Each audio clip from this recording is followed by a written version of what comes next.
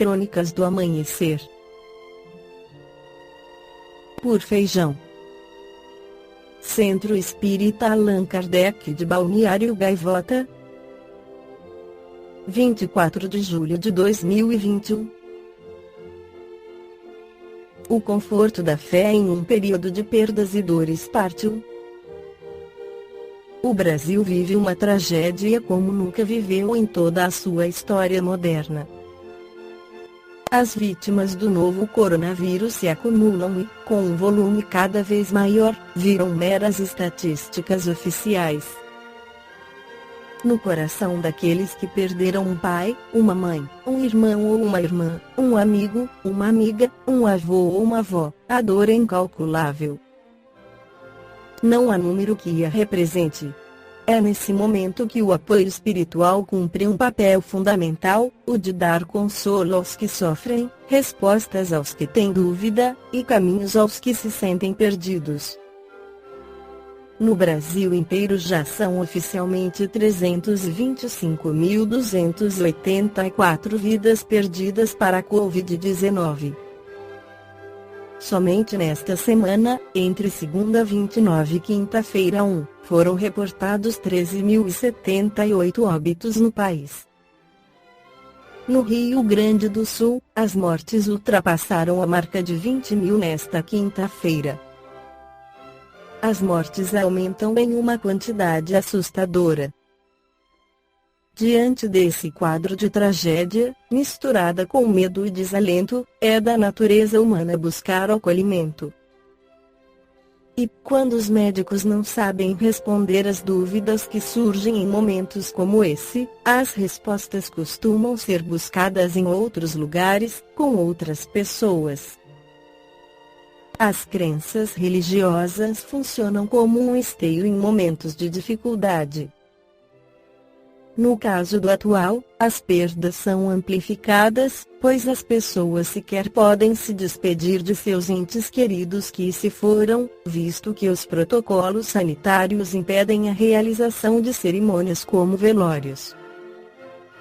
Cada crença enxerga a doença, a morte e o luto à sua maneira.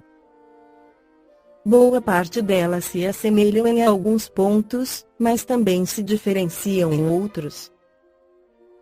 Independentemente de como cada religião trata o fim da vida, todas elas estendem a mão e oferecem um apoio.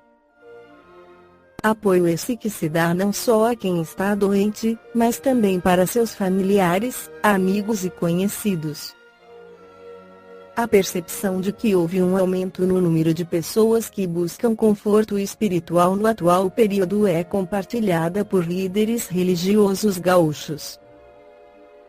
No Evangelho segundo o Espiritismo, Allan Kardec nos esclarece sobre o poder da fé, no sentido próprio. É certo que a confiança nas suas próprias forças torna o homem capaz de executar coisas materiais, que não consegue fazer quem duvida de si. Aqui, porém, unicamente no sentido moral se devem entender essas palavras. As montanhas que a fé desloca são as dificuldades, as resistências, a má vontade, em suma, com que se depara da parte dos homens, ainda quando se trate das melhores coisas. Os preconceitos da rotina, o interesse material, o egoísmo, a cegueira do fanatismo e as paixões orgulhosas são outras tantas montanhas que barram o caminho a quem trabalha pelo progresso da humanidade. A fé robusta dá a perseverança, a energia e os recursos que fazem se vençam os obstáculos, assim nas pequenas coisas, que nas grandes. Da fé vacilante resultam a incerteza e a hesitação de que se aproveitam os adversários que se tem de combater. Essa fé não procura os meios de vencer, porque não acredita que possa vencer. Noutra acepção, entende-se como fé a confiança que se tem na realização de uma coisa, a certeza de atingir determinado fim. Ela dá uma espécie de lucidez que permite se veja, em pensamento, a meta que se quer alcançar e os meios de chegar lá, de sorte que aquele que a possui caminha, por assim dizer, com absoluta segurança. num como noutro caso, pode ela dar lugar a que se executem grandes coisas. A fé sincera e verdadeira é sempre calma, faculta a paciência que sabe esperar, porque, tendo seu ponto de apoio na inteligência e na compreensão das coisas, tem a certeza de chegar ao objetivo visado. A fé vacilante sente a sua própria fraqueza, quando a estimula o interesse, torna-se furibunda e julga suprir, com a violência, a força que lhe falece. A calma na luta é sempre um sinal de força e de confiança, a violência, ao contrário, denota fraqueza e dúvida de si mesmo. Cumpre não confundir a fé com a presunção. A verdadeira fé se conjuga à humildade, aquele que a possui deposita mais confiança em Deus do que em si próprio, por saber que, simples instrumento da vontade divina, nada pode sem Deus. Por essa razão é que os bons espíritos lhe vêm em auxílio. A presunção é menos fé do que orgulho, e o orgulho é sempre castigado, cedo ou tarde, pela decepção e pelos malogros que lhe são infligidos.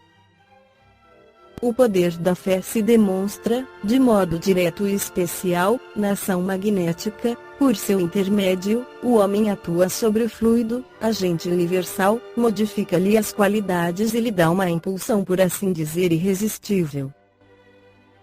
Daí decorre que aquele que é um grande poder fluídico normal junta ardente fé, pode, só pela força da sua vontade dirigida para o bem, operar esses singulares fenômenos de cura e outros, tidos antigamente por prodígios, mas que não passam de efeito de uma lei natural. Tal o motivo por que Jesus disse a seus apóstolos: se não o curastes, foi porque não tinhais fé. Balneário Gaivota, 24 de julho de 2021. Por Feijão. Centro Espírita Allan Kardec de Balneário Gaivota. Que a paz esteja com todos.